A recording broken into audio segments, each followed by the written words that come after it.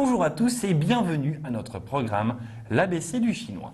Nous poursuivons comme lors des sessions précédentes par ce programme qui va vous permettre de connaître les bases du chinois. Nous avons aujourd'hui encore un programme chargé avec tout d'abord le pinyin ou qui comporte cette fois un tréma, Julie. Nous tâcherons ensuite de vous dévoiler une partie de la structure de la langue chinoise. Pour poursuivre par l'apprentissage du radical U. Et enfin, à la fin de cette leçon, nous vous présenterons l'évolution des caractères chinois.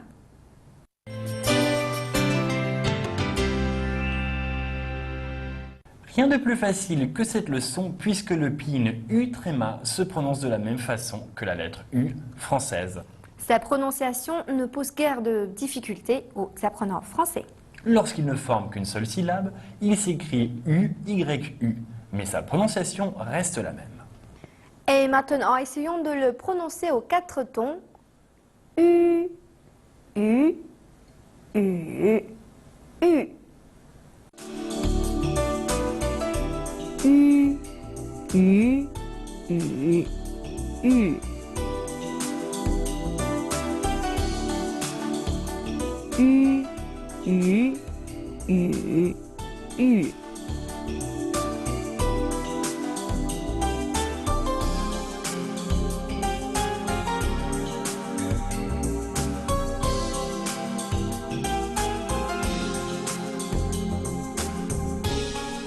旅行，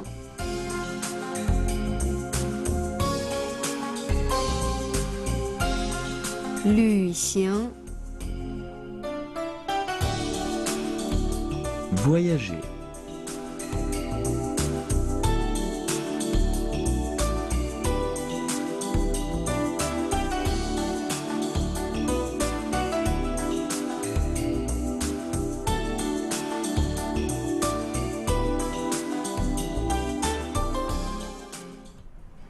Luce.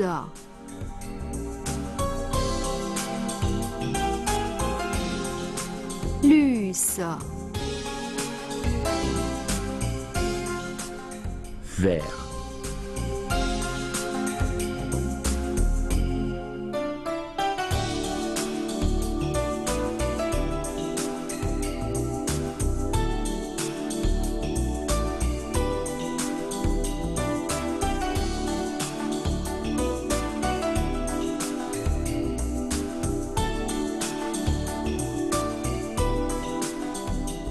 雨伞，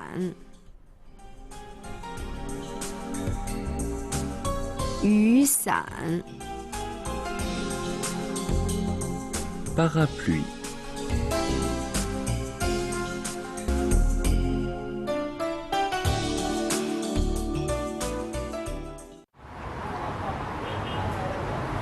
Eh, 佳佳，你干嘛去啊？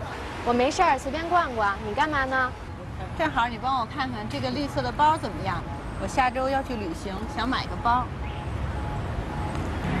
挺好看的。你要去哪旅行啊？去云南、四川还有重庆。哦，听天气预报说下周南方有雨，你一定要记着带雨伞，路上注意安全。好的，回来给你带好吃的。好啊，谢谢。哎，佳佳，你干嘛去啊？我没事儿，随便逛逛。你干嘛呢？正好你帮我看看这个绿色的包怎么样？正好你帮我看看这个绿色的包怎么样？我下周要去旅行，想买个包。我下周要去旅行，想买个包。挺好看的。你要去哪旅行啊？去云南、四川还有重庆。哦，听天气预报说下周南方有雨，你一定要记着带雨伞，路上注意安全。你一定要记着带雨伞，路上注意安全。好的，回来给你带好吃的。好啊，谢谢。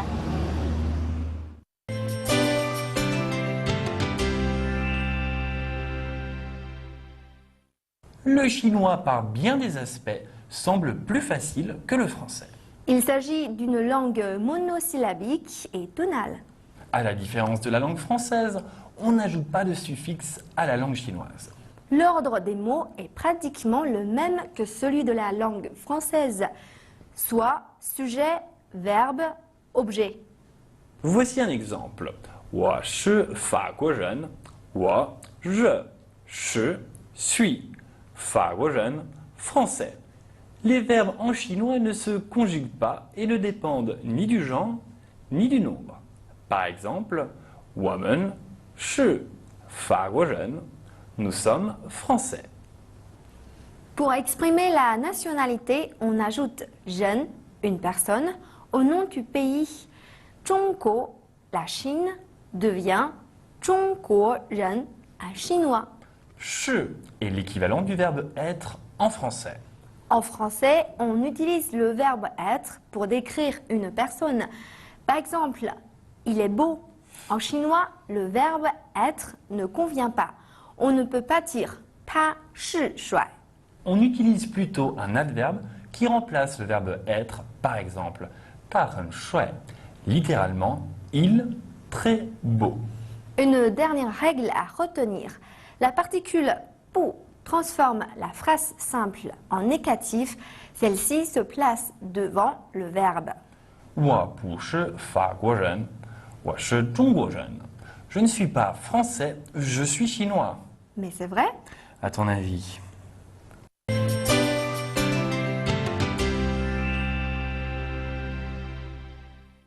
Nous allons apprendre aujourd'hui le radical yu qui signifie la pluie. Le trait horizontal au-dessus du caractère représentait auparavant un nuage. Les points situés en dessous représentaient les gouttes d'eau, la pluie qui tombe. Yu.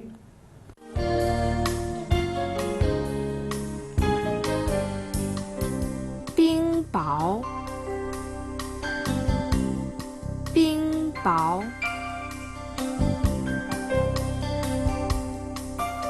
Grêle.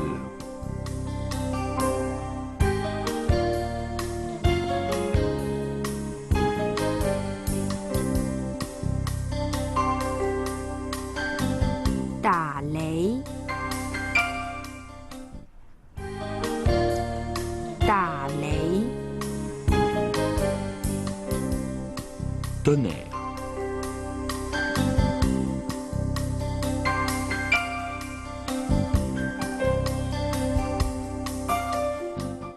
Yu est également un composant servant à former d'autres caractères dont la signification a, comme vous l'avez deviné, une relation à la pluie, aux chutes d'eau.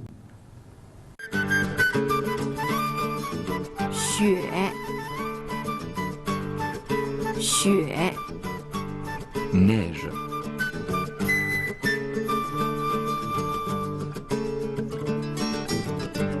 Ou Ou Brouillard.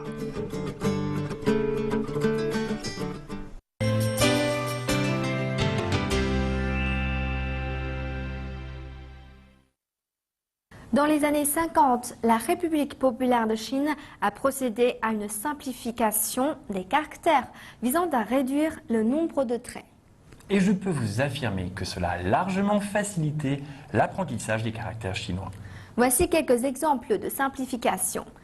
La porte, men, la voiture, le véhicule, che, et la Chine, zhongguo. Vous allez vous rendre compte que les caractères chinois modernes sont bien plus simples que ceux utilisés avant la réforme. Voici quelques caractères d'une très grande complexité. Le caractère ta, par exemple, contient 48 traits et signifie l'apparence d'un dragon en vol. Il faut savoir que le caractère chinois contenant le plus de traits est biang, que vous pouvez voir ici. Tenez-vous bien, ce caractère contient pas moins de 57 traits. Si on le compare au caractère i, la différence est flagrante. Les biang biang mian sont en fait un plat de nouilles de la province du Shanxi. Ce caractère est tellement long qu'on ne peut pas l'écrire à l'ordinateur. On dirait presque qu'il contient l'ensemble des ingrédients de la recette en son sein. Et le contient en effet les caractères de yue, forme ancienne de la viande, ma, cheval, xin, cœur, yan, les mots. Bien que la Chine continentale ait adopté les caractères simplifiés en 1956, les caractères chinois traditionnels sont toujours utilisés à Taïwan, Hong Kong et Macao. Il est dit qu'il faut maîtriser environ 2000 caractères pour lire un journal chinois. Une personne bien éduquée est susceptible d'en connaître 4 à 5000. Il faut savoir que le test de compétence en chinois, le Hanyu Shuiping Kaoshi, le HSK, couvre environ 5000 caractères. Pourtant, ce nombre impressionnant de caractères ne couvre qu'une partie infime du nombre de caractères qui peut être trouvé dans un dictionnaire. En effet, le dictionnaire Zhonghua Cihai contient plus de 100 000 caractères. Rassurez-vous, la maîtrise d'environ 400 caractères vous permet déjà de reconnaître 70% des caractères composant livres et journaux.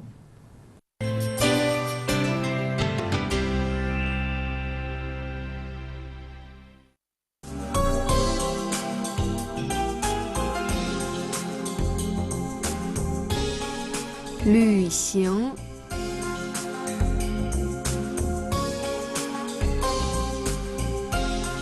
Luxing.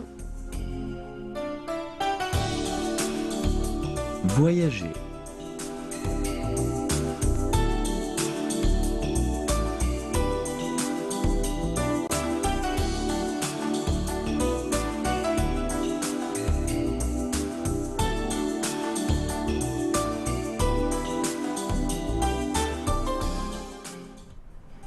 Luce.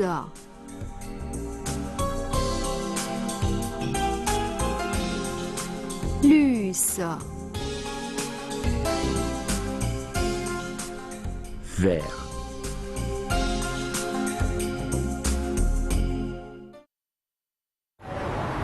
哎，佳佳，你干嘛去啊？我没事儿，随便逛逛。你干嘛呢？正好你帮我看看这个绿色的包怎么样？正好你帮我看看这个绿色的包怎么样？我下周要去旅行，想买个包。我下周要去旅行，想买个包。挺好看的，你要去哪旅行啊？去云南、四川还有重庆。哦，听天气预报说下周南方有雨，你一定要记着带雨伞，路上注意安全。你一定要记着带雨伞，路上注意安全。好的，回来给你带好吃的。好啊，谢谢。Eh bien, c'est la fin de la leçon du jour.